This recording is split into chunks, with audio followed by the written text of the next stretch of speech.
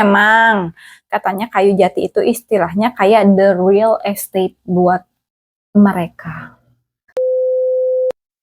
Hai gengs, welcome to Forbia di Cahaya. Cerita horor yuk.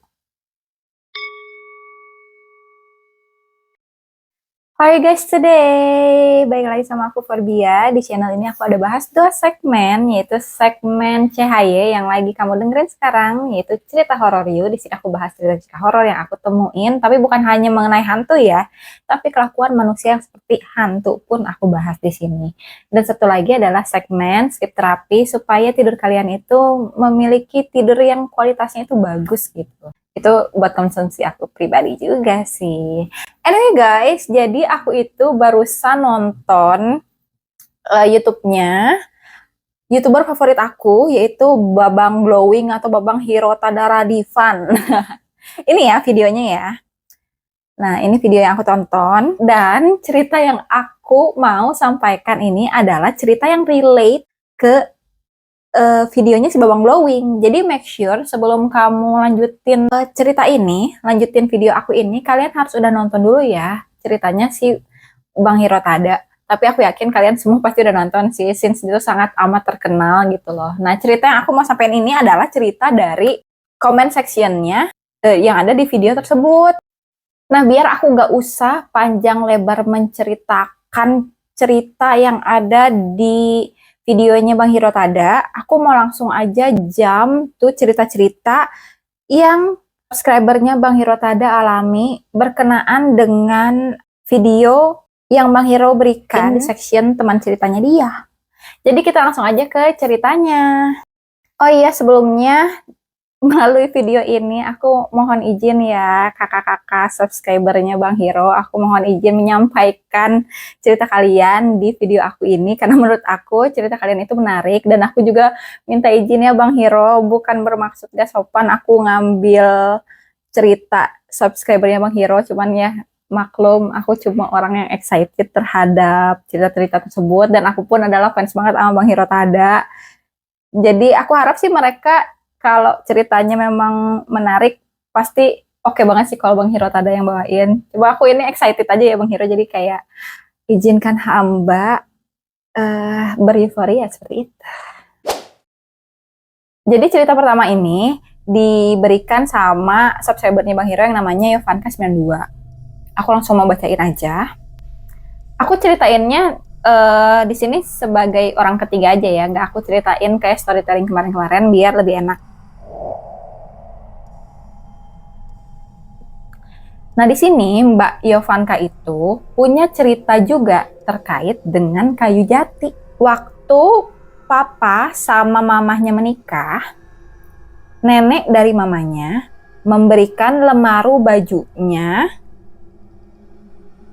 ke mama dan papahnya kayak Yovanka. Lemari jati tersebut lengkap sama cermin gitu di pintunya. Lemarinya kosong dan butuh 6-7 pria dewasa untuk ngangkat lemarinya itu. Jadi benar-benar dari jati asli, dan itu pasti berat banget ya guys. Awalnya gak ada masalah apa-apa, tapi lama-lama setiap berdiri di depan cermin suka ngerasa kayak ada yang ngeliatin. Saat mereka ngebelakanginnya aja, itu tuh berasa banget kayak ada yang lagi liatin mereka. Awalnya papanya Mbak Yovanka ini dimimpiin mau berangkat kerja, terus pas lagi ngaca, di dalamnya itu ada ibu-ibu pakai kebaya sama kain, pakaian orang dulu. Dan di sampingnya itu ada anak kecil, jadi si ibu-ibu ini gandengan sama si anak kecil itu. Nah, awalnya papanya Pak Yovanka ini kira ini tuh cuman mengira itu hanya mimpi random aja. Tapi kok yang dimimpiin itu nggak cuman si om ini nih, tapi adik-adiknya juga dimimpiin kayak gitu. Sampai mereka itu nanya ke teman si om yang mereka lihat tuh apa sih sebenarnya. Terus si temennya si om ini bilang lemarinya itu jangan ditaruh apa-apa, kayak jimat atau sesuatu yang sifatnya mengusir. Soalnya itu emang tempat mereka dari dulu. Jadi dari sebelum jadi lemari. Akhirnya si om memutuskan buat masukin lemari itu ke gudang yang nggak dipakai. Tapi tiap masuk gudang ya suka gerah aja bawaannya, kayak pengen buru-buru keluar dari gudang kalau lagi nyari barang. Tapi memang katanya kayu jati itu istilahnya kayak the real estate buat mereka. Wow, menarik banget kan? Ini baru cerita pertama nih, ada cerita yang lain lagi yang keren banget. Oke, langsung aja ke cerita kedua. Cerita yang kedua ini disumbang oleh subscriber yang namanya Putri Tan. Langsung ke ceritanya. Nah, ngomongin soal ranjang, jadi baru-baru ini si Kak Putri Tan ini nginep di rumah tantenya. Rumah tantenya itu sebelumnya pernah dikontrakin ke salah satu pengontrak. Dan yang gilanya, pengontraknya itu adalah penyembah setan. Jadi si rumah tantenya ini sempat dipakai untuk melakukan ritual penyembahan setan. Lalu si pengontrak itu entah bagaimana belum beres kontraknya tapi udah buru-buru pergi meninggalkan rumah si tante ini. Nah, karena tantenya si Mbak Putri ini tinggalnya di luar kota, beliau itu minta Mbak Putri buat ngecekin rumahnya. Nah, pas Mbak Putri masuk itu, ya Tuhan, rumahnya super berantakan. Terus ada benda-benda yang aneh. Di sudut rumah, dia ngeliat ada tampah berisi semacam sesajen. Terus Mbak Putri tuh nemuin boneka super creepy yang mirip jenglot. Tapi dia nggak tahu itu boneka apa. Karena takut, dia mutusin buat beberes barang itu. Jadi barangnya dibuang-buangin. Dia bersihin juga rumahnya itu seharian sampai benar-benar bersih. Karena rumahnya tuh super duper kotor, si Mbak Putri ini memutuskan untuk menginap di situ biar beberes lah ya. Dan dia pun memang udah capek banget sih, udah terlalu capek buat pulang ke rumah. So, by the way, rumah tantenya Mbak Putri ini dikontrakinnya tuh full furnish ya, jadi ada furniture-nya, bukan rumah kosongan. Nah, akhirnya dia tidur tuh di salah satu kamar. Nah, anggaplah kamar utama ya, karena ini dulunya tuh adalah kamar si tantenya itu. Pas dia lagi tidur, dia kebangun karena dia dengar ada suara orang nyapu, guys. Nah, dia bingung. Kok tengah malam ada orang yang nyapu? Akhirnya dia bangun terus buka gorden dan cek keluar. Cuma nggak ada siapa-siapa di situ. Akhirnya dia masuk kamar lagi. Nah, niatannya tuh buat balik ke niatannya itu adalah buat balik tidur lagi. Tapi pas dia berusaha tidur, ranjangnya tuh kayak ada yang gerak-gerakin, kayak ada gempa gitu. Dia kaget, terus melek. Lihat ke sekitar tapi tetap gak ada apa-apa. Gak ada tanda-tanda gempa ataupun kayak di luar-luar rumahnya ada yang berisik-berisik. Biasanya kan kalau rumahnya deketan tuh ada tetangga, pasti orang-orang ada yang keluar lah ya. Kalau memang si skala gempanya tuh sebesar yang si Mbak Putri ini rasain gitu. Tapi dia lihat kok orang-orang gak ada rame-rame keluar juga untuk menggaungkan adanya gempa gitu loh. Malah pada saat itu sunyi sepi gitu. Akhirnya ya udahlah, dia usaha buat tidur lagi. Pas dia berusaha tidur, kakinya ada yang ngelus-ngelus dong. Disitulah dia ngerasa ada yang gak beres. Cuma nih si Mbak Putri bukan yang ngacir, tapi dia malah merem dan lanjut usaha buat tidur. Dan pada akhirnya dia ketiduran sih, kata dia gitu. Sampai pagi. Habis itu dia langsung pulang dan gak berani cerita ke siapa-siapa, apalagi cerita ke tantenya. Nah, dia nanya nih, di sini menurut kalian aku harus cerita apa enggak? Takut dibilang ngadi-ngadi atau halusinasi. Sekarang rumah tante kosong, gak ada yang nempatin. Kalau menurut aku sih demi kebaikan bersama mending ceritain aja gak sih? Karena memang kan sebenarnya ceritainnya tuh bukan kalau emang takut orang itu mikirnya kamu berhalusinasi, kamu bisa bridging dari benda-benda mistis yang kamu dapatkan. Nah, apalagi kalau misalkan pas kamu datang, kamu sempat foto-fotoin gak tuh benda-benda mistisnya?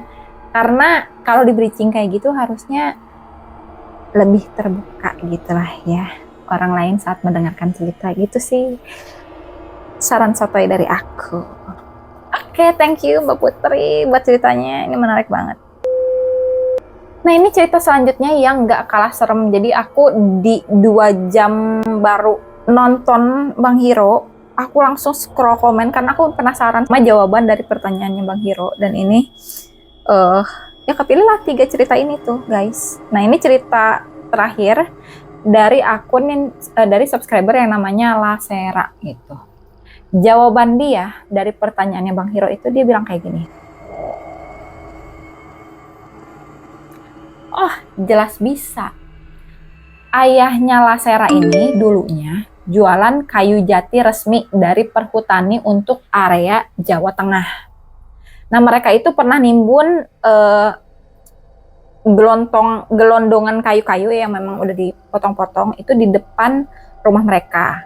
Karena kalau dititipin ke perhutani itu bakal kena bayar sewa lahan, ditambah kayu milik ayahnya itu yang dititipkan di perhutani udah banyak juga. Oh, jadi emang ini pemain lama lah ya, memang kerjaannya kayak gini gitu loh, sampai stoknya bisa banyak gitu. Nah, berhubung halaman depan rumahnya itu luas banget, ya udah ditumpuk aja itu kayu gelondongan di depan rumah, karena memang si rumahnya Lasera ini adalah rumah-rumah tipe Belanda yang udah lama gitu ya, memang otentik rumah tipe Belanda sehingga halamannya tuh luas banget guys. Nah, kayu gelondongan yang dia taruh itu diameternya tuh bisa sampai 50 sampai 70 cm. Yang menariknya adalah di atas kayu gelondongan tersebut setiap malamnya tuh ada kuntilanaknya. Bukan cuma ada, tapi banyak kuntilanaknya, lebih dari 5 pokoknya. Mereka itu terkesan sedang ngerumpi di atas kayu gelondongan, entah itu lagi arisan atau gimana ya, dia pun nggak tahu gitu loh. By the way, si Lasera ini, aku langsung bilang Lasera ya, karena aku nggak tahu gendernya itu apa gitu. Nah, Lasera ini tuh memang bisa melihat makhluk tak kasat mata, tapi dia ogah untuk berinteraksi, jadi dia kayak pura-pura gak lihat aja deh. Nah, si Lasera ini merasa awalnya mungkin itu kuntilanaknya ya penghuni-penghuni biasalah, kayak biasanya aja gitu. Tapi semenjak ada kayu-kayu itu, kayu gelondongan yang ditaruh di teras, nah jalanan depan rumah yang notabene adalah jalan raya, selalu ada kecelakaan. Ada yang jam 11, 12 atau 1 malam. Ada juga yang jam 2 malam. Nah itu tuh terjadinya sering banget, hampir setiap tengah malam. Berhubung Lasera ini kalong, iya jadi pas malam-malam itu nggak tidur. Nah pada suatu malam ada salah satu mas-mas yang teriak-teriak minta tolong jam 2 malam karena pacarnya pingsan. Itu juga kecelakaan tunggal di depan rumahnya, lalu dibawa ke rumah RT. Kala itu mas-masnya ngerasa kalau seperti ada orang yang ngehadang jalan. Lalu dia akhirnya banting setir ke arah kiri dan jatuh. Gak cuma satu aja, tapi sering banget ada kecelakaan motor dan semuanya kecelakaan tunggal. Kecelakaan tunggal itu jadi nggak ada kendaraan lain yang involved ya guys. Oke, puncak dari kejadian ini adalah saat si Lasera sendirilah yang akhirnya mengalami kecelakaan di depan rumahnya di sisi sebelah kanan. Kecelakaan tunggal juga pas lagi naik motor. Kayak ada yang belokin stang motornya, sampai motornya itu jatuh beserta orang-orangnya juga. Bonyoklah hidung sama dahinya Lasera. Padahal udah pakai helm, tapi tetap aja nyium aspal. Karena alasan itulah, si Lasera ini memberanikan diri untuk bilang ke orang tuanya. Ternyata orang tuanya juga bisa ngeliat kumpulan kuntilanak tersebut yang ada di atas kayu gelondongan. Cuma orang tuanya juga memilih untuk diam saja karena ngiranya ya si kunti-kunti itu tuh adalah penghuni rumah, bukan penghuni kayu gelondongan. Karena sebenarnya rumahnya si Lasera ini tuh memang pada dasarnya udah angker karena peninggalan zaman Belanda. Dan rumah ini tuh udah dibangun dari tahun 1940 dan udah pernah selama puluhan tahun tuh kosong. Cuma penghuni rumahnya itu ganggunya nggak sampai nyelakain orang. Paling cuma nongol, ketawa, nangis, mindahin barang, yaitu udah dianggap sebagai sesuatu hal yang lumrah lah bagi keluarganya mereka.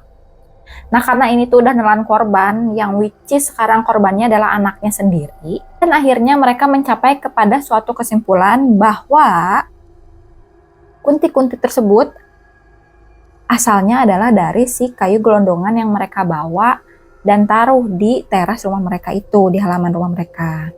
Akhirnya kayunya dipindah ke gudang lain. Karena yang jaga gudang itu paham caranya ngusir dedemit yang nyangsang di kayu. Dan beberapa bulan kemudian, itu kayu udah laku. Dan entah jadi mebel atau bahan rumah joglo juga, mereka tuh nggak tahu. Semoga udah berhasil diusir ya kunti-kunti usil tersebut. Ya iyalah, jangan sampai tuh ya kayu jati itu ada di meja makan kita atau di mana gitu kan nggak enak ya. Tahu-tahu ada yang ngikut kayak gitu. Untung aku nggak hedon itu sampai pakai kayu jati guys, aku pakai IKEA. Jadi mudah-mudahan nggak ada ya guys ya. Coba kalian cek deh di rumah kalian ada nggak tuh kayu-kayu jati. Bye-bye deh. Ada yang komen juga nih di komennya si Lasera ini. Dia tuh bilang nih, jadi bener ya kayu jati itu rata-rata ada penunggunya. Ini tuh buat referensi nih. Kalau suami gue mau bikin furniture kayu, biar hati-hati gitu. Tapi si Lasera tuh bales ya, setahu dia bukan rata-rata sih, cuma beberapa aja.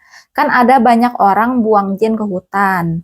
Nah, nah jin-jin yang homeless itu, kasihan homeless loh. Banyak nemplok di pohon, di sungai, dan di goa. Aduh ya, manusia please deh. Jin pun kalian bikin homeless, kejam ya. Biasanya yang ada penghuninya itu kayu tua yang diameternya di atas 50 cm. Yang pohonnya udah usia lebih dari 20 tahun. Itu pun enggak semua. Kalau yang masih muda mah jarang ada. Wow. Ini keren banget sih cerita Lasera, cerita Mbak Putri, dan juga cerita dari Yovanka. Thank you so much for commenting di channelnya Bang Hiro. Kalian tuh subscriber yang benar-benar setia sih sama Bang Hiro. Sampai effort komen gitu. Kadang aku kalau mau komen aku masih mikir panjang gitu lah ya, takut nggak menarik gitu loh. Tapi kalian the best sih. Oke. Oke guys, itu aja yang aku mau sampaikan ceritanya. Mungkin kesannya nggak serem ya, karena aku bawainnya tuh terlalu excited dan terburu-buru. Cuman baik lagi ya, kalian kalau mau dengerin ini mungkin bakal lebih relate kalau kalian udah nonton ceritanya Bang Hiro yang ini. Udah nonton videonya Bang Hiro yang ini. So guys, kalau kalian suka sama video aku, silahkan like, subscribe supaya nggak ketinggalan notifikasi dari aku. Buat kritik dan saran, silahkan drop aja di kolom komentar. Thank you everyone, bye-bye.